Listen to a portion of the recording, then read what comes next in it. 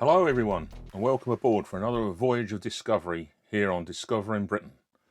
I'm Gordon and I'm the man behind the lens and the research for everything you see on this channel. Before we get into the heart of today's film, I always like to start with a small reminder. I do my absolute utmost to research every vessel, every tide and every port detail, but at the end of the day I'm only human. Mistakes can occasionally slip through. If I happen to get a technical detail slightly off, please don't take it personally. Just drop a friendly correction in the comments so we can all learn together.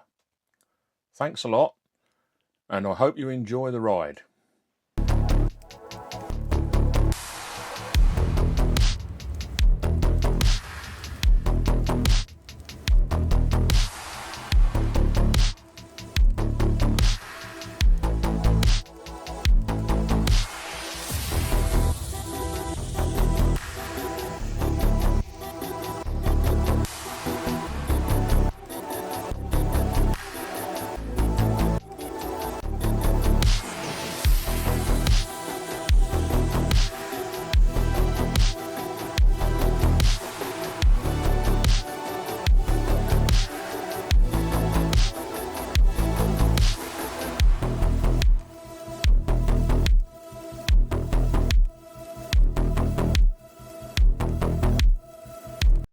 Today we're heading to the edge of Lincolnshire.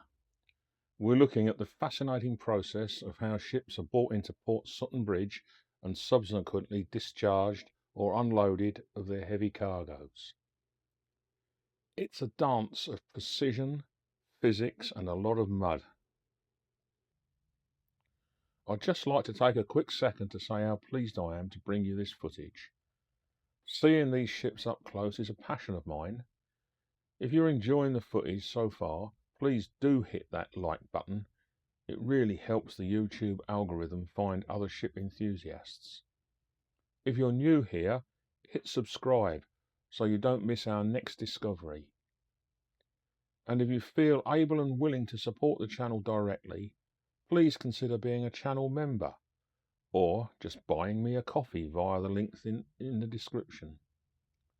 That support is what allows me to travel, buy the fuel and find the time to bring these stories to life. Thank you so much. Now the situation here at Port Sutton Bridge is, in my opinion, quite unique. You see, on paper the port has a ship turning basin available. However, my understanding is that the local authorities and the port are fighting a constant losing battle against nature. The silt and mud from the wash are relentlessly clogging up that basin. It's a bit of a nightmare for the port, as it often renders the basin unsuitable for turning vessels of this size. So, how do they get a ship like the Hajvel out once she's finished? Well, they don't turn her at the port. Instead, these ships are regularly reversed. Yes, reversed up the river to the port. They are turned at the mouth of the river where there is more room, and then they have to back up a distance of about 3 miles.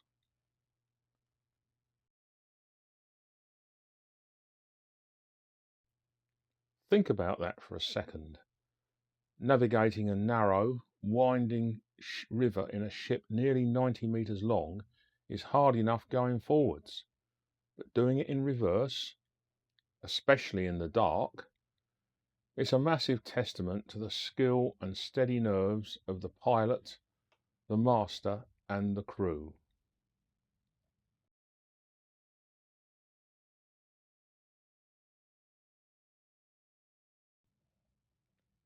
It's pure precision, and they have my total respect for that manoeuvre. Let's talk about our star today. She's a Norwegian flagged general cargo vessel, the Hajvel.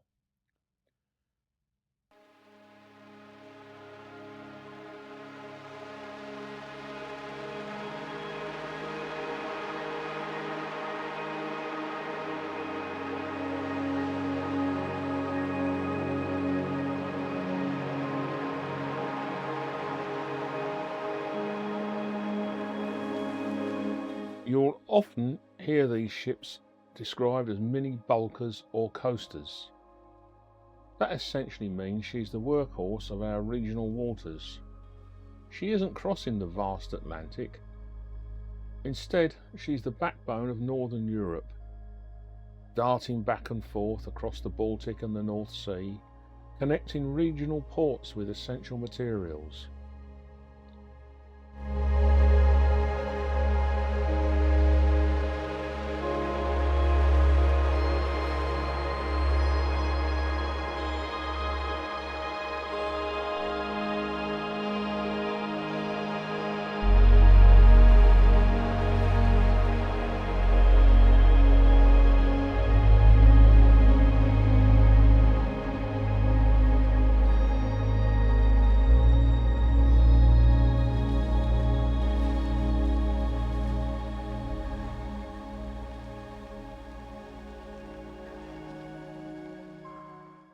Here are a few facts for the ship spotters among you. Built in 1999, she's a seasoned veteran of the seas. Length roughly 89 metres. Beam width about 13 metres. Deadweight approximately 3,714 tonnes. For those who don't know, deadweight is the total weight a ship can safely carry, including cargo, fuel and fresh water, right down to its load line. That's a lot of weight to be pushing up a muddy river in Lincolnshire.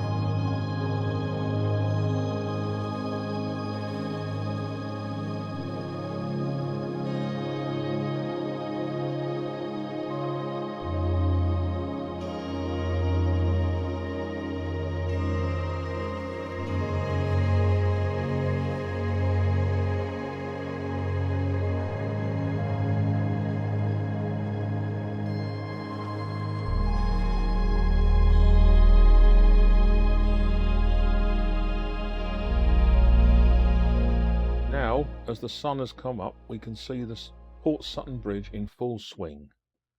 The cargo today is timber, and the discharge process is a sight to behold. They begin with the deck cargo. In this instance, that's located at the fore end of the ship. Watch the stevedores here. They're absolute masters of their craft. They have to sling these loads perfectly for the crane operator. If you watch the forklift operators on the quay, it almost looks choreographed.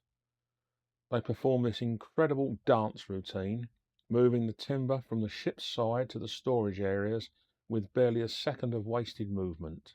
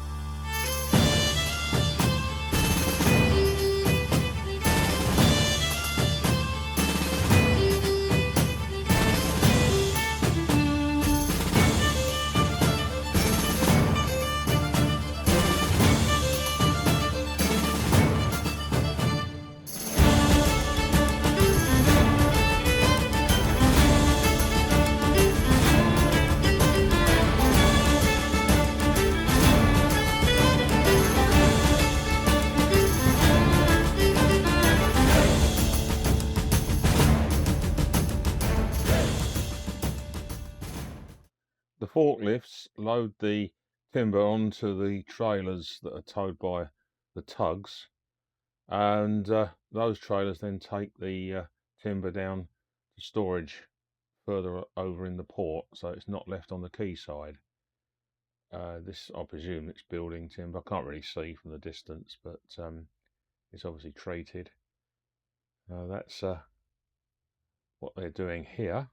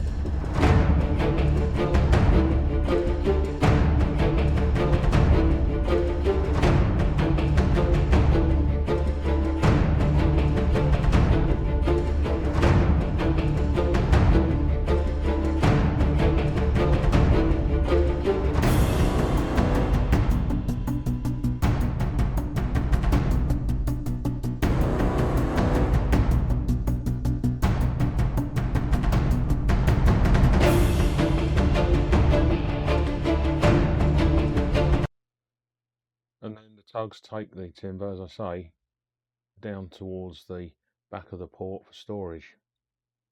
I presume they're storing it under cover.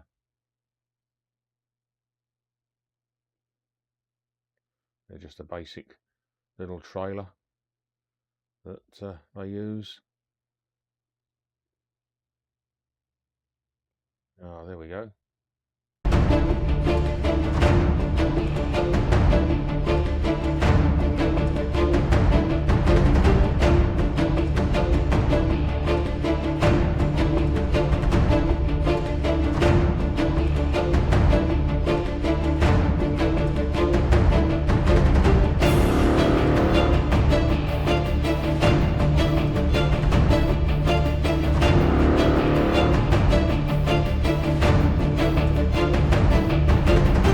You can see here that the crane has got a particular design feature where the operator, he can get in when the cabin is not at ground level but a lot lower down, and then it slides up on part of the boom, so he's got a loftier position and he can see better, and particularly see as he's putting his boom down into the ship's hold where it's going to lift. Makes the job a little bit easier for him. Still a skilled job, not something I'd like to take on. It's got a lot of reach, that crane.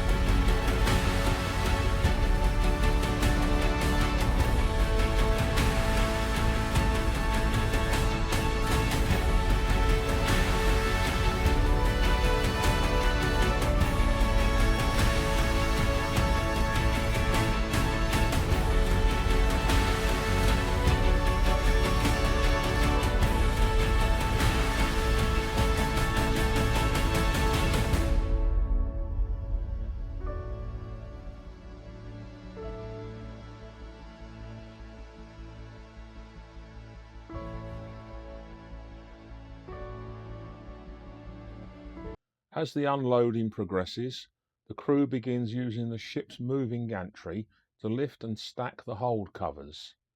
Now I'm guessing here, and please remember my disclaimer, but I'd say those covers are probably north of 20 tons each. Watching that much steel slide effortlessly along the deck really puts the scale of this operation into perspective.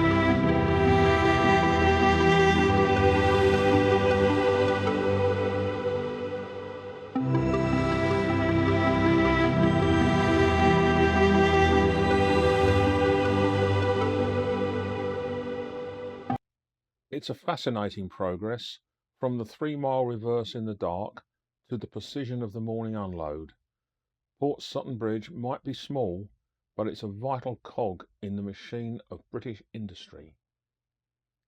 I hope you enjoyed this look at the Hargefell. I'm Gordon with Discovering Britain. Until the next voyage, take care.